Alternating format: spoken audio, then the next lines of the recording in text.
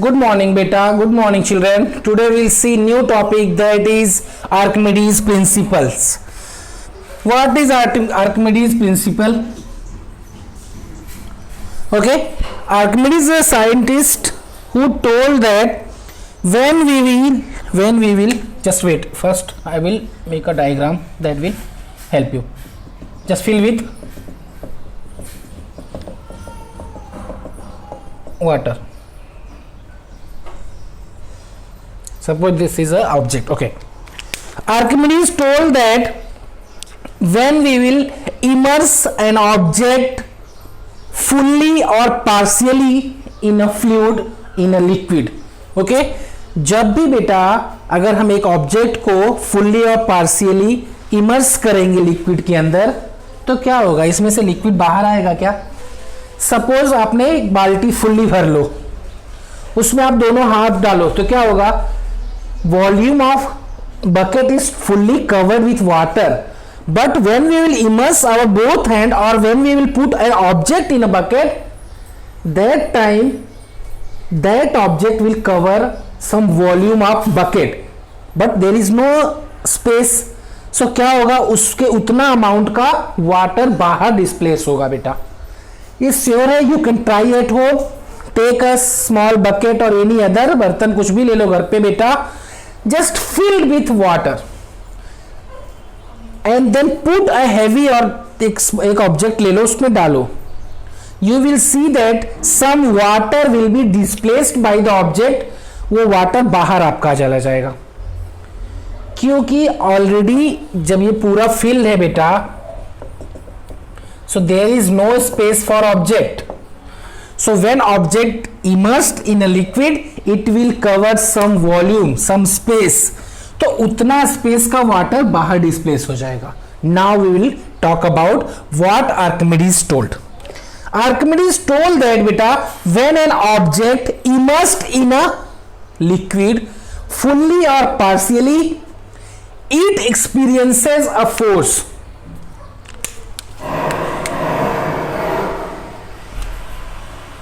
It experiences a force. वो force कहां से लगेगा?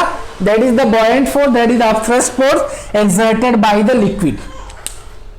Archimedes told that when an object fully or partially immersed in a liquid, it experiences a force. That force is equal to water displaced by the object. नहीं समझ में आया? सुनो. Already I told you कि you have to take a bucket filled with water completely. तो जब इसके अंदर आप बॉल डालोगे तो थोड़ा पानी बाहर आएगा. सपोज इतना पानी आपका बाहर आ गया. अंडरस्टूड? और जो पानी बाहर आएगा उसका वेट निकाल लो.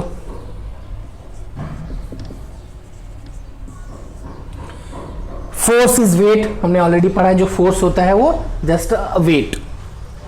तो इसके ऊपर भी फोर्स लग रहा है. किसके ऊपर बेटा? ऑब्जेक्ट के ऊपर. किससे? लिक्विड से. That force will be equal to the weight. Now अब सिंपल लैंग्वेज में मैं आपको एक्सप्लेन कर रहा हूं. आर्किमिडीज ने बोला कि ए फिल्ड बकेट में जब आप एक ऑब्जेक्ट डालोगे तो ऑब्जेक्ट के ऊपर अपवर्ड फोर्स तो लगेगा ही. ये आपने ऑलरेडी बॉयंसी में पढ़ा है. आर्किमिडीज यहाँ पे अपवर्ड फोर्स लगेगा या नहीं, आर्किमिडीज ऐसा नहीं बोल रहे. आर्किमिडीज का क्या है वो ध्यान रखो. पहले basic concept should be clear कि when we will immerse an object in a liquid, it will experiences a force.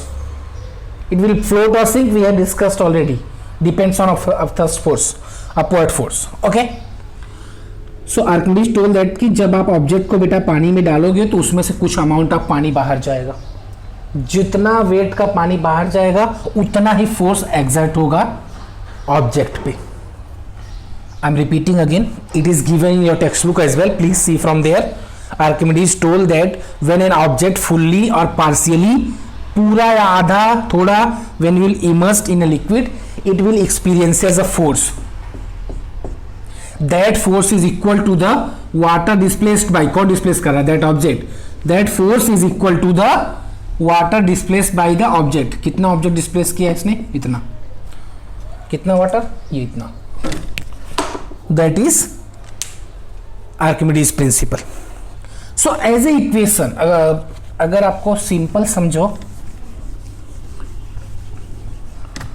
So we can say that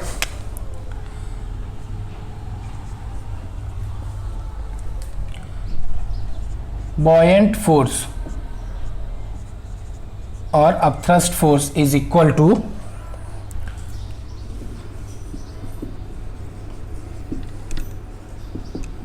weight displaced by object, weight of liquid displaced by the, जितना wait का liquid displaced होगा, weight of liquid displaced by object. अब यहां से समझो, in a filled bucket you have put an object will experience as a upward force from the liquid. That upward force will be equal, कितना, जितना amount का object ने water बाहर फेंक दिया. आई होप आपको समझ में आया होगा. एक बार टेक्स्ट बुक से भी रीड करो. Now we will see that application. What are the application of Archimedes principle? There are several applications of Archimedes principle. With the help of Archimedes principle, we can determine the relative density of substance. What is relative density? हम उसको अगला topic में बात करेंगे. So with the help of Archimedes principle we can determine relative density. First thing. Second thing, hydrometer. What is hydrometer beta? Hydrometer is a device which is used to measure the density of liquid. Understood? Archimedes principle only, that hydrometer is based on Archimedes principle. Just note it down. Second application of Archimedes principle is the hydrometers used for determining the density of liquid is based on Archimedes principle. Understood beta? If you want you can note it down, it is given in textbook as well. Third application of Archimedes principle, lactometer. What is lactometer? Lactometer is a device which is used to measure the purity of milk. So third application of Archimedes principle is we can measure the purity of milk, we can determine the purity of milk by using lactometer, which is also based on Archimedes principle. Okay beta? One more application you can write, Archimedes principle is used to design ship and submarines. जो भी water bodies में use होते हैं, ships and submarines, that are based on Archimedes principle. अब Archimedes principle ही आपको बता रहा है कि जितना वेट का ऑब्जेक्ट जाएगा उतना ही फोर्स लगेगा. तो वो कितना फोर्स लगेगा, कितना वाटर बाहर जाएगा, वो टेक्नोलॉजी हम यूज करके सबमरीन्स एंड बोट शिप्स में यूज कर सकते हैं. These are the application. I am repeating again. Archimedes principle help us to know the density of liquid, purity of water, purity of milk, density of liquid, can make submarines, boats, ships, as well as fourth application we can say that we can find the relative density of object. Our last topic is relative density.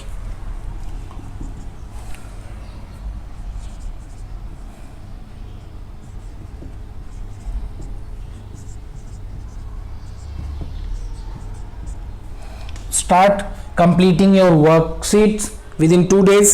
अगले 2 दिन में आपकी worksheet complete होना चाहिए. Next week there will be a test of lesson number 2. After completing this lesson we will start lesson number 3. But before starting lesson number 3, lesson number 1, 2, 8, 9, 10, these 5 lessons should be prepared, then we will start third lesson. Understood? So start revision.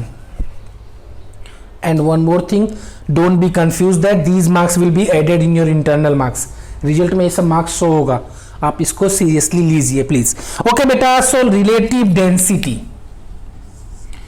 Density पहले बात करते हैं बेटा. What is density? Density of any object is mass by volume. whatever mass that object contains, suppose we have an object, इसका जो भी मास होगा और इसने जितना वॉल्यूम कवर किया है उससे डिवाइड करेंगे उसी ऑब्जेक्ट का, so we will get the density of that object. What is relative density?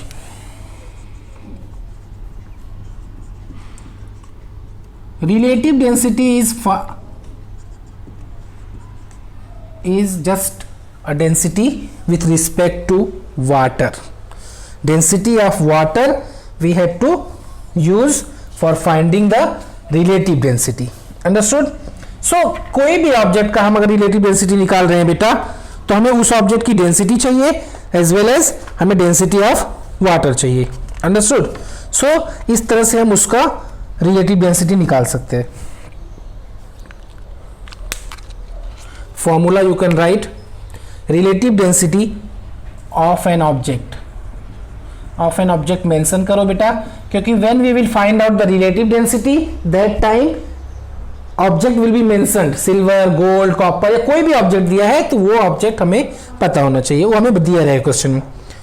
So relative density of an object is density of an object